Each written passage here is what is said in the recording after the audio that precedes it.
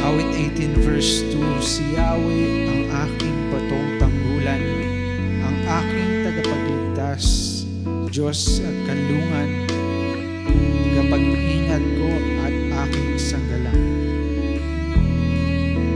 Patuloy po natin sambahin ang ating Diyos.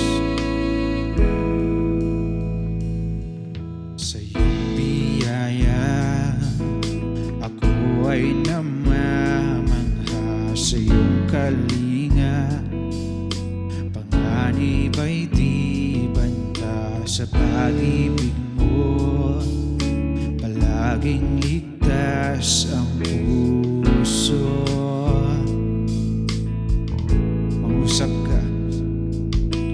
Mangusap ka, lingkod mo'y nakikinig.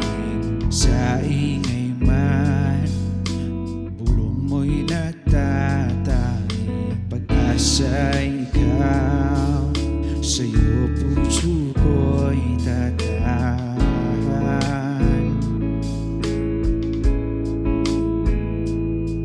Tanggulan ng puso ko ay nahanap sa iyo, Kristo, pangalan mo, kaanlungan ko. Tanggulan ng puso ko ay nahanap sa iyo, Kristo, pangalan mo, kanlungan ko, kailan pa man.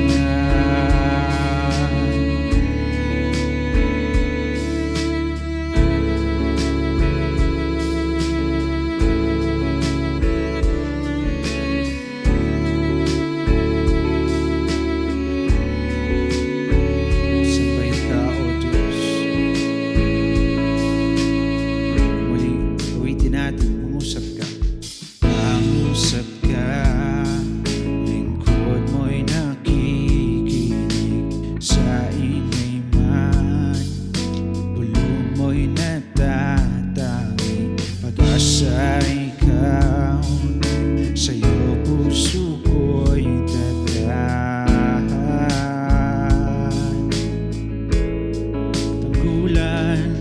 Tanggulan ng puso ko ay nahanap sa iyo, Kristo, pangalan mo, kanlungan ko. Tanggulan ng puso ko ay nahanap sa iyo, Kristo, pangalan mo, kanlungan ko, kailan pa man.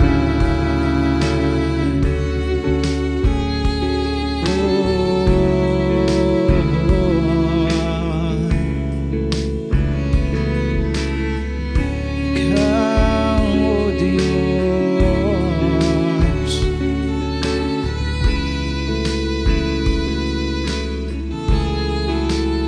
kailan may di lalayo.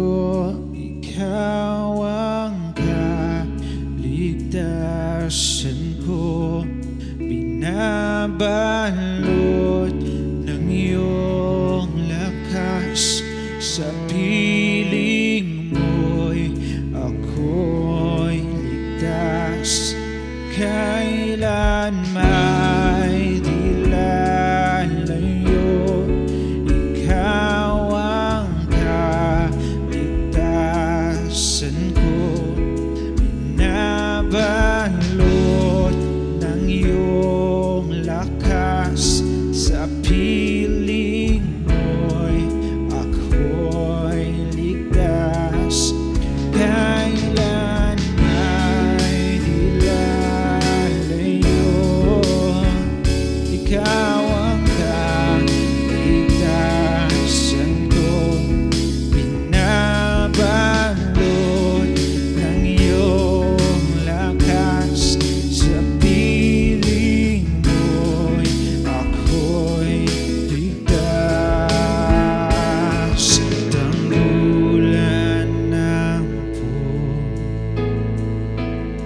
gamitin natin sa Panginoon. Pangalan mo, kanlungan ko, tanggulan ng puso ko, ay nahanap sa iyo, Kristo. Pangalan mo, kanlungan ko, tanggulan ng puso ko,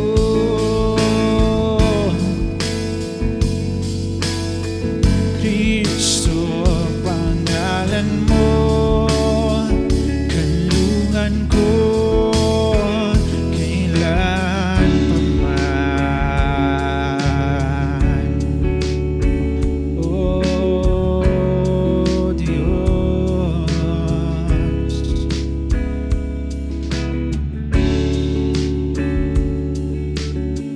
salamat po, Diyos.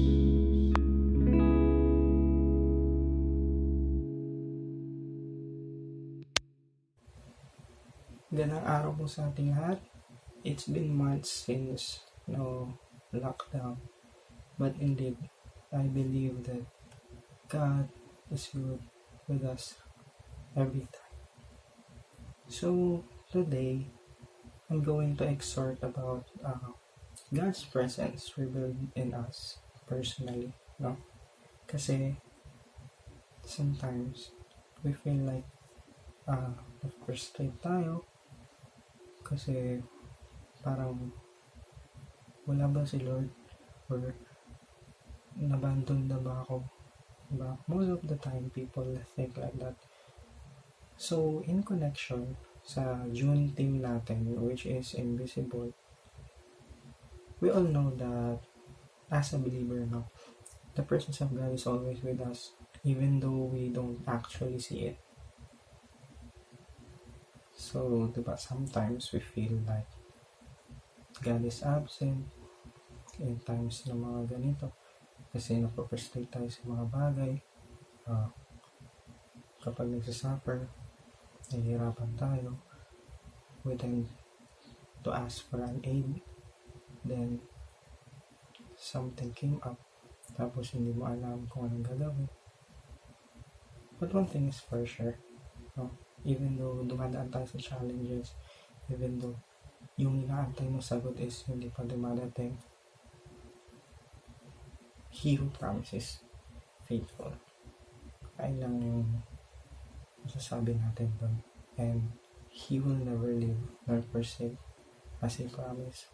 So I am going to share with you this account that will help us to be encouraged in times like this, especially we are now on a pandemic, and it's been 2 months, more than, I guess, lockdown tayo sa bahay, hindi tayo makapag congregational worship. So, what I'm going to share is from the book of 2 Corinthians chapter 4, verses 7 to 11. So it says here, "But we have the treasures in jars of clay to show that this all surpassing power is from God and not from us.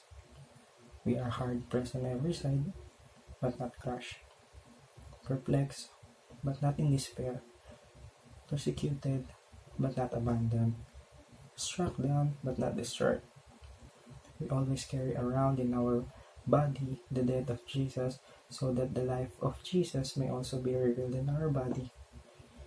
For we who are alive are always being given over to death of Jesus' sake, so that His life may also be revealed in our mortal bodies." May the Lord bless His word.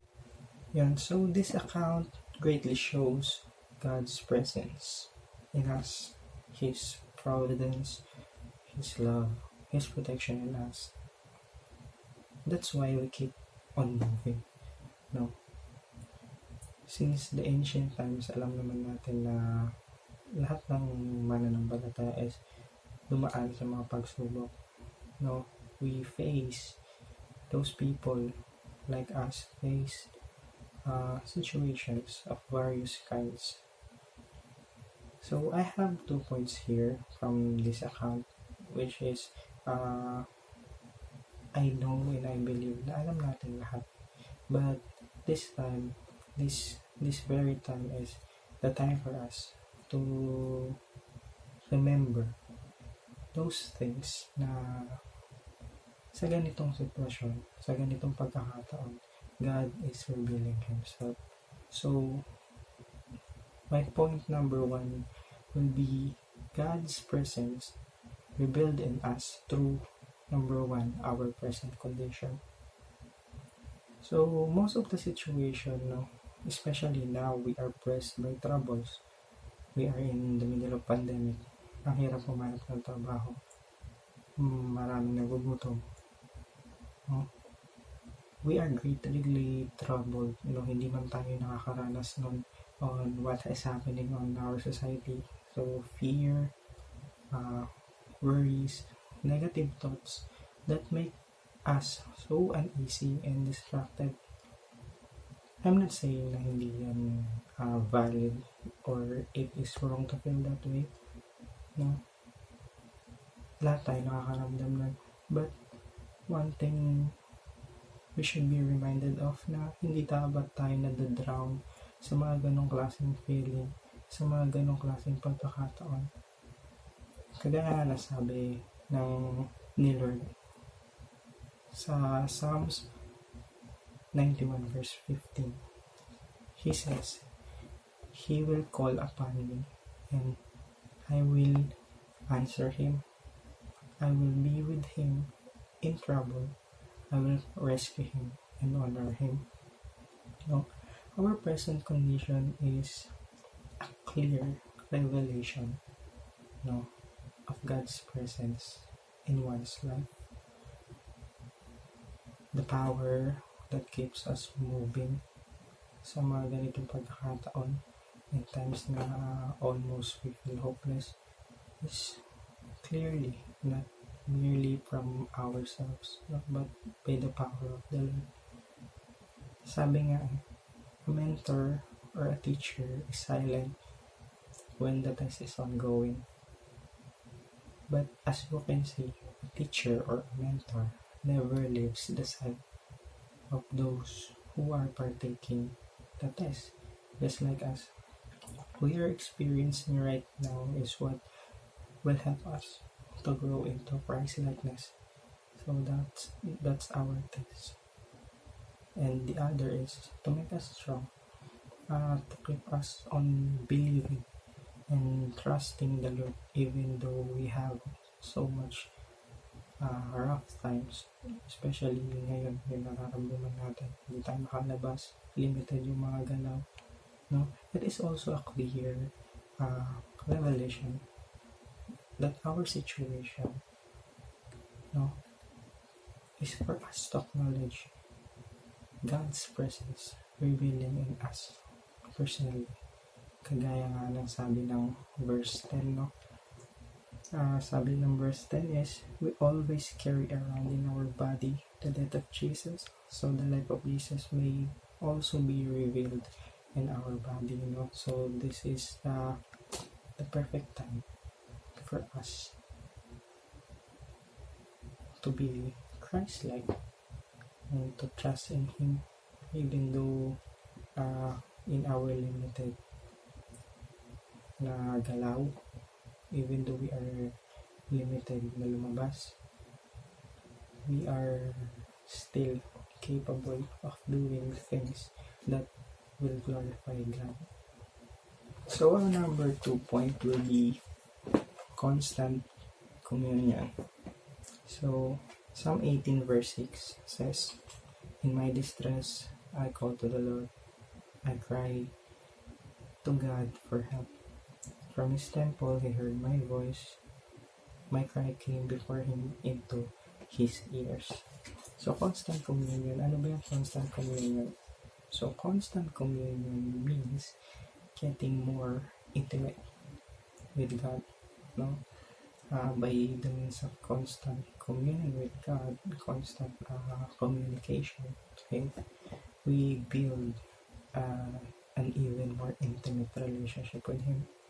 No, kasi you cannot cry for help and wait fully in trusting for an aid for someone you do not even know, or someone who you do not even trust. So you cannot fully trust someone kung hindi ka naman nakikipag-commune sa kanya. So it is as stranger to you yung someone na yun kung hindi mo siya kinakausap or kung wala ka man na-build na relationship sa kanya. So ayun yung encouragement sa atin, no? Build a constant communion with God for us to build an even more relationship or an even intimate relationship with Him. So communion with God is also means knowing God. So you can even know someone na hindi mo kinakausap, kagaya na sabi ko kanina. It's necessary for us na magkaroon ng constant communion with God for us to see clearly God's manifestation within our lives. No?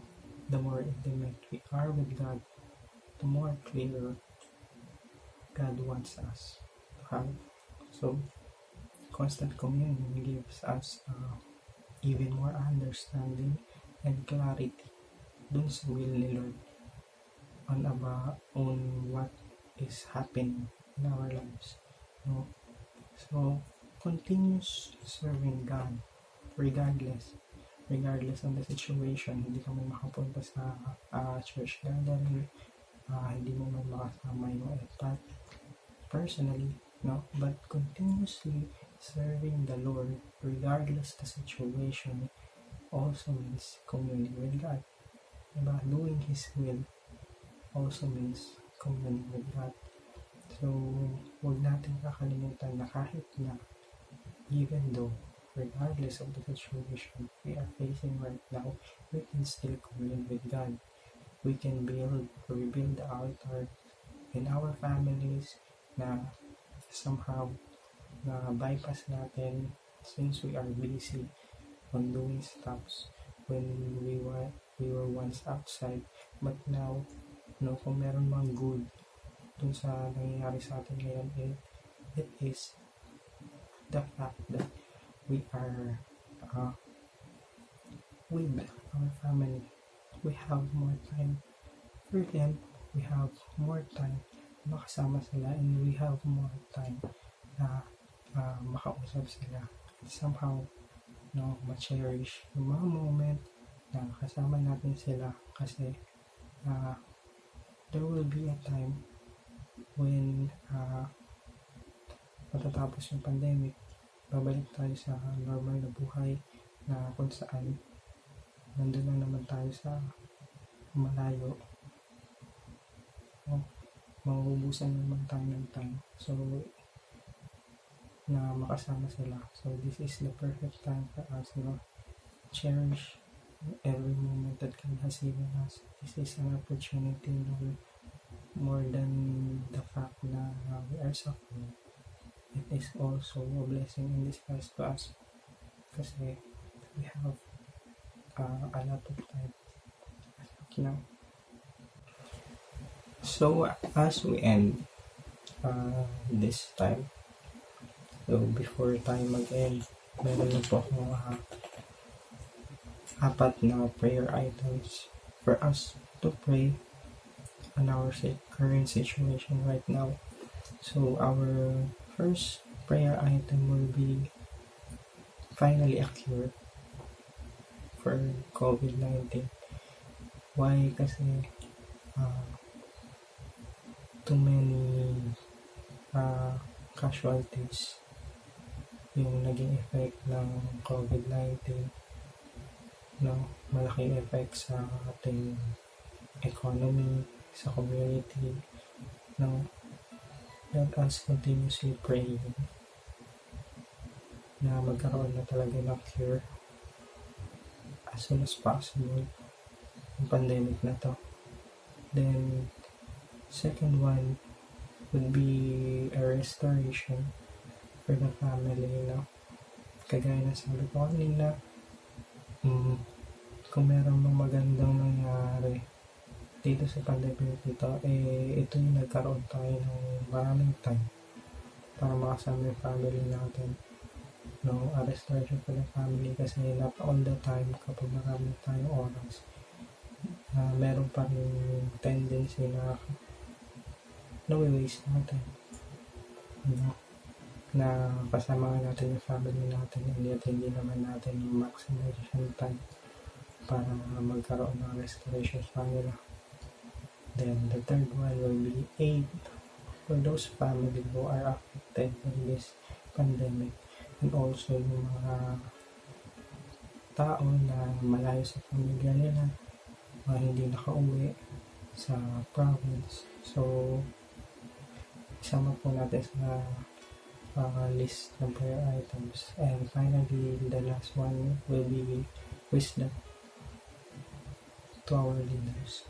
God-given wisdom, Siyempre, alam naman natin kung ano yung nangyayari, and it seems like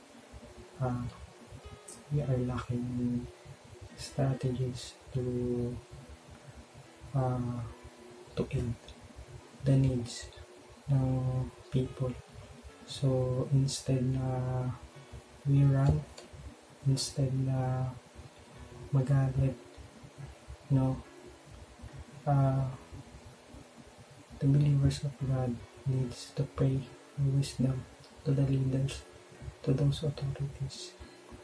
Kasi need nila yung God-given wisdom for them to decide what is really necessary for the people who's in need.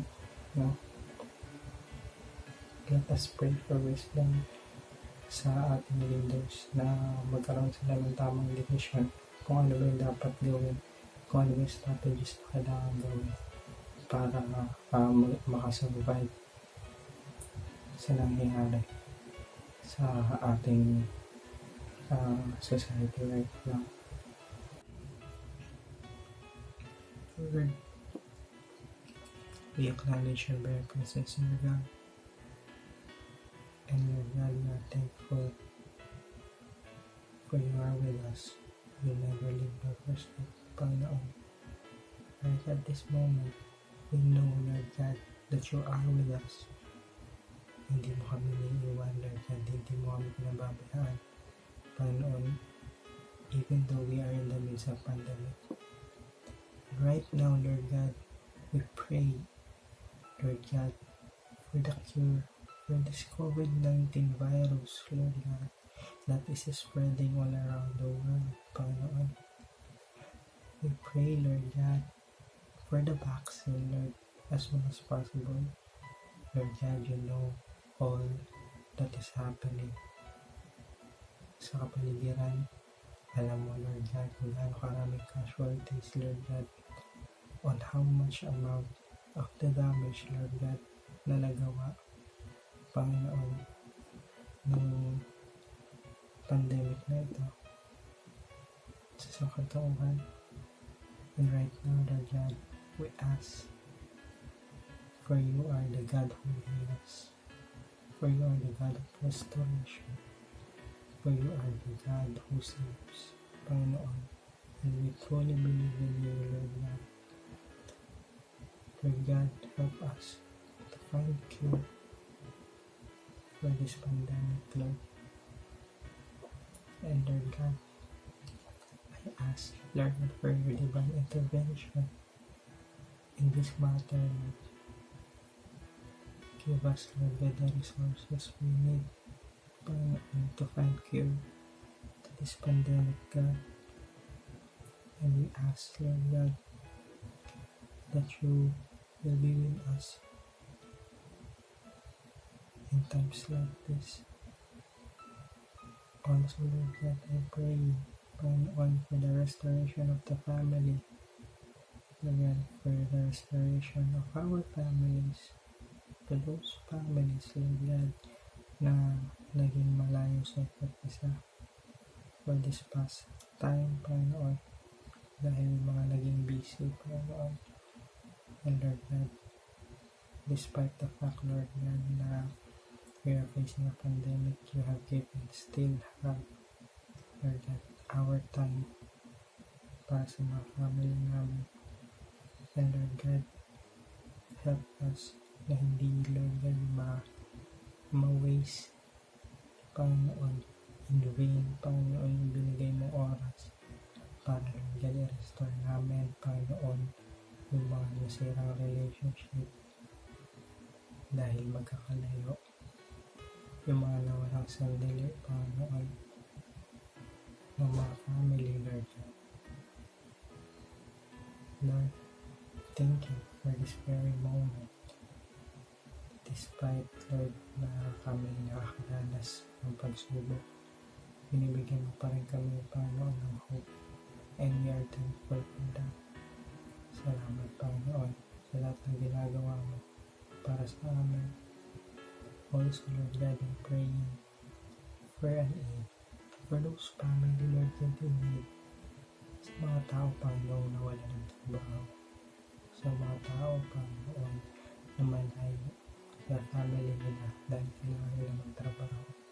Sa mga tao, Panginoon, na kailangan mag-commute, magtiis, Panginoon, maglakad, Panginoon, taking the risk, Lord, na baka mahaba, na kailangan lumabas, Lord, sa mga kanilang bahay in order to survive.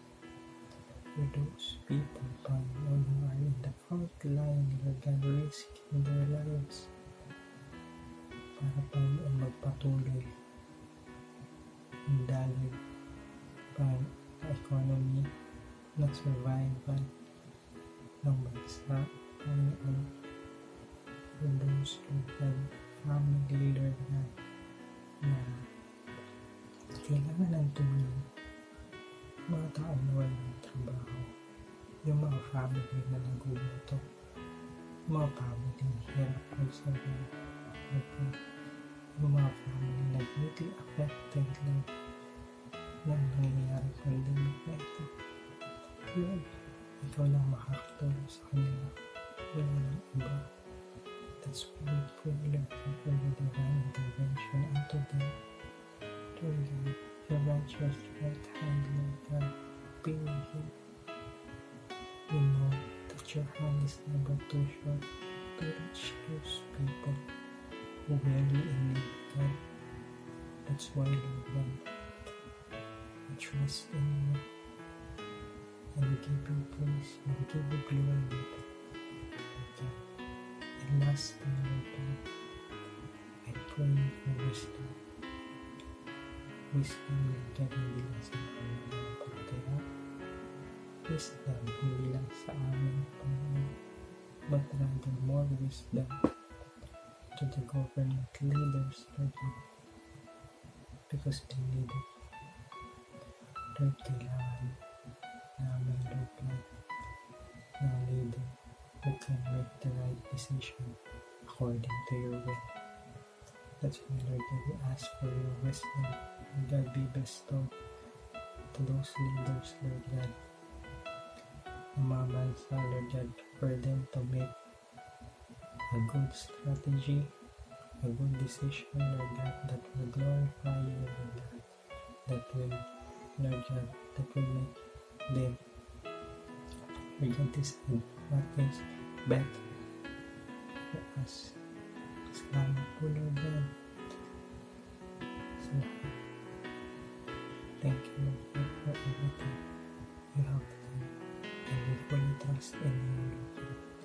Salamat, Lord, sa umaga ito. Thank you, Lord God, for giving us another day, for giving us another chance. And with that, we give you praise, Lord. We give you glory. We give you worship. Salamat po. In Jesus' name we pray.